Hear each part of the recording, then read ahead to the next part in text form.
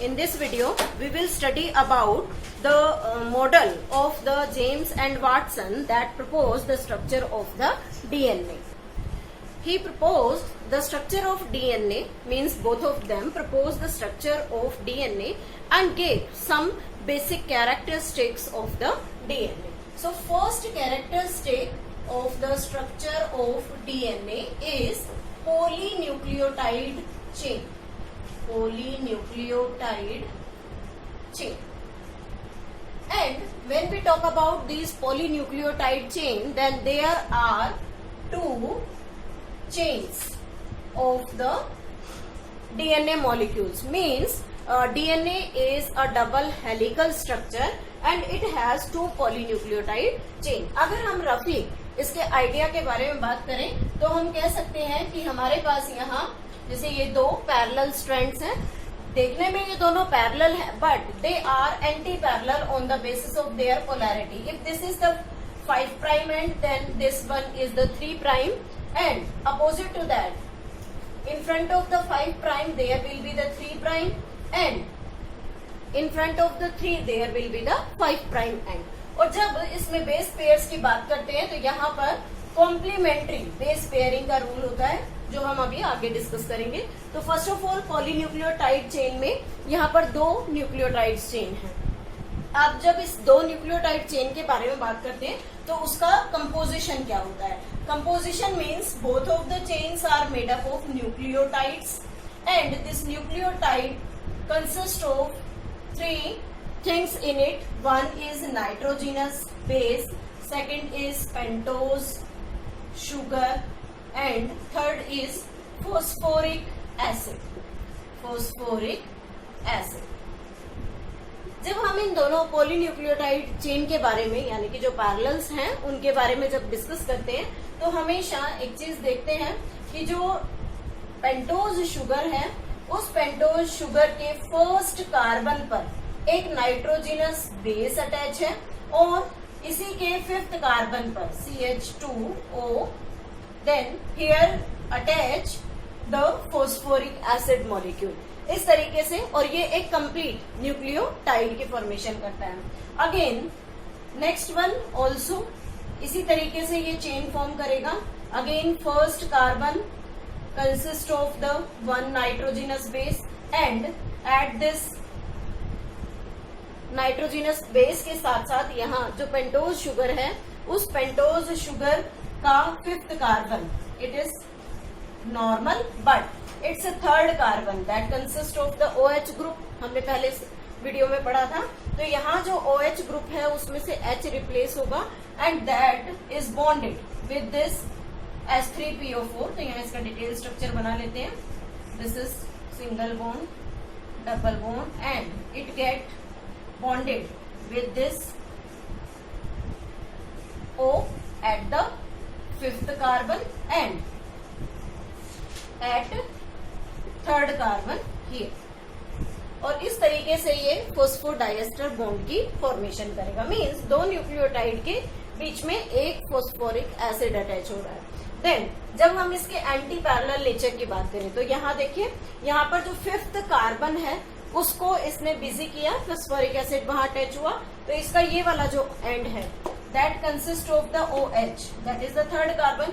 तो इस एंड को हम यहाँ क्या नाम देंगे 3' क्यों 3' एंड यहाँ पर इसका फ्री है. यहाँ इसका 5th कार्बन फ्री है, इस पर कोई बॉन्डिंग नहीं हुई, वो आगे जाकर होगी. तो एट प्रेजेंट इसे हम क्या कहेंगे 5' एंड. लेकिन जब इसके opposite anti parallel structure draw करेंगे तो क्या होगा लाइक दिस. इस तरीके से पेंटोज शुगर अटैच है. This is the pentose sugar. यहाँ पर है फर्स्ट कार्बन, पेंटोज शुगर का फर्स्ट कार्बन और इसके साथ जुड़ा है यहाँ पर नाइट्रोजिनस बेस. ठीक. और यहाँ इस कार्बन पर यहाँ 5th कार्बन था CH2OH. Then next sugar draw कर लेते हैं. Next pentose sugar is this. इस पर भी ये 5th कार्बन CH2OH और यहाँ ये इसका फर्स्ट कार्बन है और फर्स्ट कार्बन पर भी यहाँ पर एक नाइट्रोजिनस बेस लगा हुआ है. तो जब हम इसको अपोजिट पोलैरिटी के साथ शो कर रहे हैं तो यहाँ पर हमने इसे 3' एंड का नाम दिया था। क्यों? क्योंकि इसका थर्ड एंड जो है वो फ्री था, उस पर कोई भी फॉस्फेट ग्रुप अटैच नहीं हुआ। तो यहाँ क्या होगा, ये जो 5th कार्बन है, हमने पहले भी कहा था कि हमेशा 5th कार्बन पर सबसे पहले अटैचमेंट होता है फॉस्फोरिक एसिड का। तो यहाँ पर क्या होगा, P double bond O single bond OH, और इसका यहाँ से H रिप्लेस होगा, वाटर बनाएगा, और इसका अटैचमेंट एक तरफ इधर और दूसरी तरफ, this is the third carbon, और उस थर्ड कार्बन पर इसका अटैचमेंट होगा। तो यहाँ क्या हो रहा है कि इस पर इसका ये थर्ड कार्बन फ्री है, तो ये एंड हो जाएगा इसका 3' we can say that there is, यहाँ क्या होगा कि इसका ये जो थर्ड कार्बन है, इस थर्ड कार्बन पर पहले OH ग्रुप अटैच था। इस OH ग्रुप हम इसके बिल्कुल अपोजिट लेकर चलेंगे। यहाँ पर हमने थर्ड कार्बन को फ्री छोड़ा है, लेकिन यहाँ पर ये थर्ड कार्बन बिजी होगा। तो इसमें क्या होगा, ये थर्ड कार्बन का H रिप्लेस हो जाएगा और फॉस्फोरिक एसिड के साथ इसका अटैचमेंट होगा। तो ये हो गया इसके साथ अटैच ऑक्सीजन। और जब हमने यहाँ इसका थर्ड कार्बन यूज किया तो यहाँ पर 5th के साथ अटैचमेंट होगा, and then this attach to this, और इन दोनों के बीच में भी फॉस्फोडाइएस्टर लिंकेज बने। तो इस तरीके से जो हमारा पॉलीन्यूक्लियोटाइड चेन है वो एंटी पैरेलल है, दोनों की पोलैरिटी अलग अलग है। अब हमने यहाँ पोलैरिटी दी थी इसे 3', लेकिन यहाँ पर क्या है, 3' बिजी है, but 5th carbon is free here, तो हम इसे क्या नाम देंगे, 5', और यहाँ पर थर्ड बिजी था, 5th फ्री था, तो इसे हमने 5' नाम दिया, और यहाँ पर 5th बिजी है, थर्ड फ्री है, तो ये हो जाएगा 3'। और इस तरीके से James Watson and Francis Crick दोनों ने मिलकर इस पॉलीन्यूक्लियोटाइड स्ट्रक्चर को एक्सप्लेन किया बाय गिविंग 2 चेन स्ट्रक्चर की किस तरीके से वो एक दूसरे के साथ एंटी पैरेलली अटैच होती है।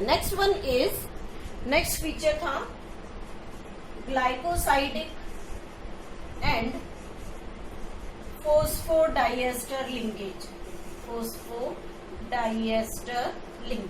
इसके बारे में हमने लास्ट वीडियो में भी डिटेल में स्टडी किया था कि किस तरीके से ग्लाइकोसाइडिक और फॉस्फोडाइएस्टर लिंकेज डीएनए मॉलिक्यूल्स में अटैच होते हैं। एक बार दोबारा से रिवाइज कर लेते हैं। Glycosidic linkage is present between pentose sugar first carbon and for 9th and first nitrogen of purine and pyrimidine, दोनों के बीच में लिंकेज होता है। और जब फॉस्फोडाइएस्टर की बात करते हैं तो 5th carbon of pentose sugar plus phosphoric acid उसके बीच में अटैचमेंट होता है। तो इस तरीके से हम ग्लाइकोसाइडिक और फॉस्फोडाइएस्टर लिंकेज को स्टडी करते हैं। नेक्स्ट कैरेक्टर है डीएनए डुप्लेक्स। डीएनए डुप्लेक्स को भी हम स्टडी कर चुके हैं कि डीएनए डुप्लेक्स में 2 स्ट्रैंड्स हैं, 2 strands and complementary to each other, एक दूसरे के कंप्लीमेंट्री होते हैं, मीन्स एक प्यूरिन दूसरे पायरिमिडिन के साथ अटैच होता है, और ये राइट हैंडेड में एक एक्सिस के चारों तरफ कॉइल्ड होते हैं लाइक दिस। ये इस तरीके से कॉइल होगा।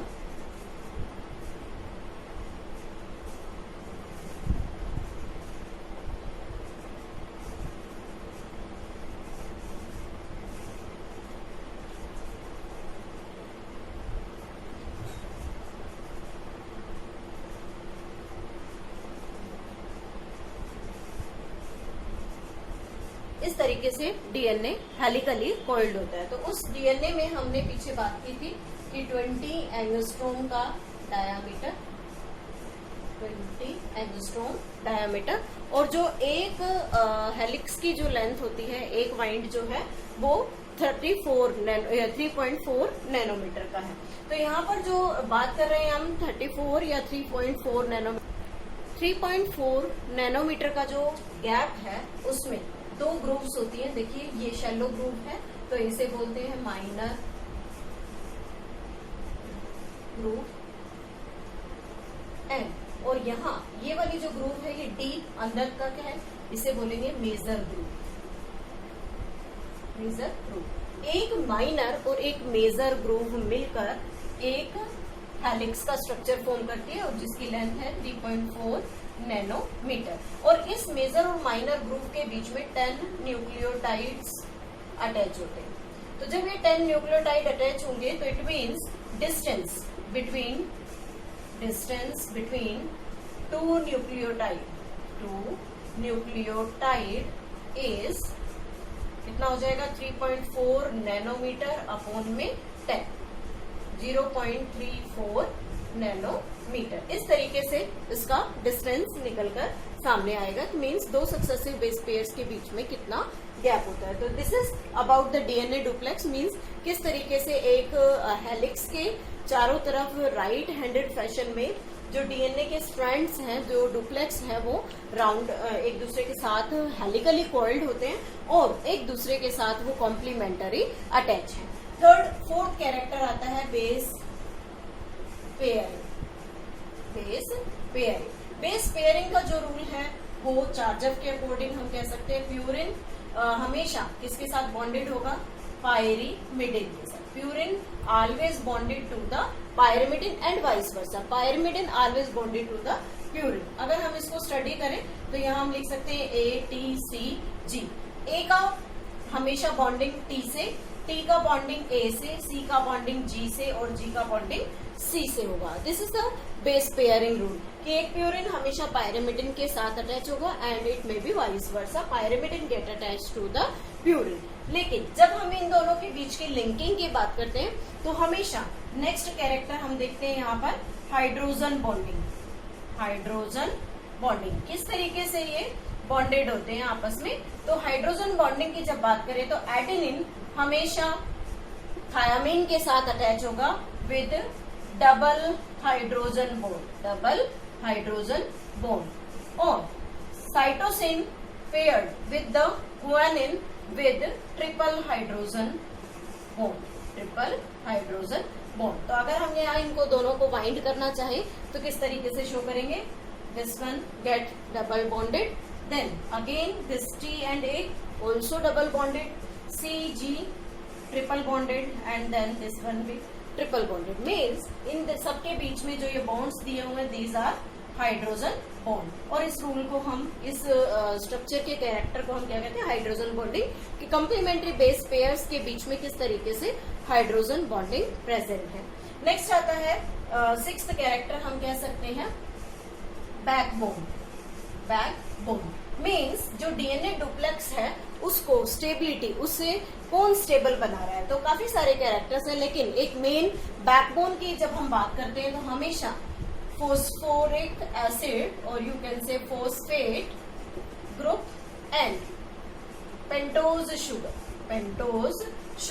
ये दोनों क्या करते हैं, एक डीएनए स्ट्रक्चर की बैकबोन क्रिएट करते हैं। अभी जो हमने पीछे स्ट्रक्चर ड्रॉ किया था उसमें देखा था कि नाइट्रोजिनस बेसिस किस तरीके से अटैच है, नाइट्रोजिनस बेसिस पेंटोज शुगर के साथ, देन पेंटोज शुगर फोस्फेट के साथ अटैच होकर एक स्टेबल डीएनए का स्ट्रक्चर शो करती है। तो इस तरीके से डीएनए के स्ट्रक्चर को हम एक्सप्लेन कर सकते हैं। जब हम यहाँ मेजर माइनर ग्रुप की बात करें तो यहाँ पर हम बात करेंगे कि यहाँ इस तरीके से 10 न्यूक्लियोटाइड के बेसिस जो है वो एक लैडर लाइक अरेंजमेंट में इसमें अटैच होते हैं। तो this is all about the structure. और लास्ट वीडियो में हमने स्टडी किया था कि चार्जर का जो रूल था बेस पेयरिंग का कि एडेनिन हमेशा थायामीन के इक्वल, साइटोसिन गुआनोसिन के इक्वल होता है और दोनों का रेशियो A/T और C/Z is equal to 1 constant रहता है species in one species and vary from species to species.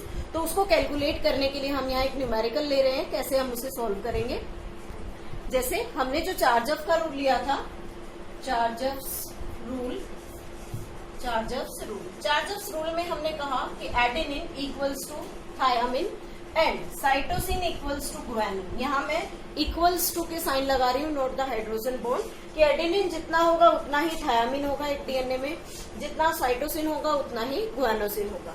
और एक और चीज कही थी कि एडेनिन और थायमिन का जो रेशियो है वो हमेशा कांस्टेंट होगा 1, एंड साइटोसिन एंड गुआनोसिन का जो रेशियो है वो भी हमेशा 1 होगा एक स्पीशीज के लिए। तो यहाँ हम स्टडी करते हैं एक एग्जांपल लेकर। For example suppose that we are taking here, और यहाँ कॉम्पिटिटिव एग्जाम में एक हमें क्वेश्चन दिया कि एक डीएनए में साइटोसिन की जो परसेंटेज है इट इज 20%। साइटोसिन की परसेंटेज 20% है, then find out the percentage of A, means adenine की परसेंटेज आपको यहाँ पर निकालनी है। तो हम उसे कैसे टैली करेंगे? तो अगर हम चार्जअप के रूल को लेकर चले तो एक चीज हमें पता है कि सी बेस जो है दैट इज, सी की जो परसेंटेज है वो हमारे पास यहाँ पर गिवन है, दैट इज द 20%, कि 20% सी गिवन है। तो अंडरस्टूड है सी इक्वल्स टू जी, सी हमेशा जी के बराबर है, तो सी का अमाउंट कितना है 20%, और जी का भी कितना होगा 20%। यहाँ हम जो परसेंटेज लेकर चल रहे हैं वो 100% में से हमें निकालना है कि ए कितना होगा। तो यहाँ हमारे पास ये चीज क्लियर हो गई, सी और जी का जो टोटल है वो कितना आएगा 40%। अब हमारे पास बचा क्या, ए प्लस टी। ए प्लस टी मीन्स अगर हम चारों बेसिस को लेकर चलें तो हमारे पास टोटल कितने होने चाहिए 100%। ए प्लस टी जो है वो हमें यहाँ पर नोन नहीं है, निकालना है, लेकिन हमें सी और जी की कंपोजिशन पता है, तो हम उस सी और जी की कंपोजिशन को इस 100 में से माइनस कर देते हैं। तो यहाँ पर हमारे पास आ जाएगा 60%। अब जो 60% है वो किसके लिए है, ए प्लस टी के लिए। ए प्लस टी के लिए हमारे पास कितना बचा 60%, और ये टोटल बेस कितने हैं 2 हैं, तो हम इसको 60/2 डिवाइड कर देते हैं, तो हमारे पास कितना आ जाता है 30%। यानी कि ए का कंपोजिशन कितना होगा 30%, और टी का कंपोजिशन भी कितना होगा 30%। तो ये हमारे पास निकल कर आ गया कि ए की कंपोजिशन कितनी होगी एक डीएनए हेलिक्स के अंदर, जो भी हमसे एग्जाम्पल पूछा गया है उसमें 30%। अब हम इसके लिए रेशियो की बात करते हैं। तो रेशियो में देखिए, जैसे एडेनिन है तो एडेनिन का अमाउंट हमारे पास कितना निकल कर आया 30%, थायामिन का अमाउंट भी कितना है 30%। जब इसे कैंसिल करेंगे तो इसका रेशियो क्या आएगा 1। सी और जी, साइटोसिन और गुआनोसिन दोनों के लिए हमारे पास अमाउंट कितना है 20/20। जब इसे कैंसिल करेंगे तो हमेशा इसका रेशियो क्या निकल कर आता है 1। तो इस तरीके से हम डीएनए की चार्जअप रूल से रिलेटेड जो प्रॉब्लम्स हैं हम उनको इजीली स्टडी कर सकते हैं। और कॉम्पिटिटिव एग्जाम में सबसे ज्यादा न्यूमेरिकल्स पूछे जाते हैं depending upon the structure of DNA proposed by Watson and Crick as well the rule given by the Chargaff. Next video में हम स्टडी करेंगे टाइप्स ऑफ डीएनए।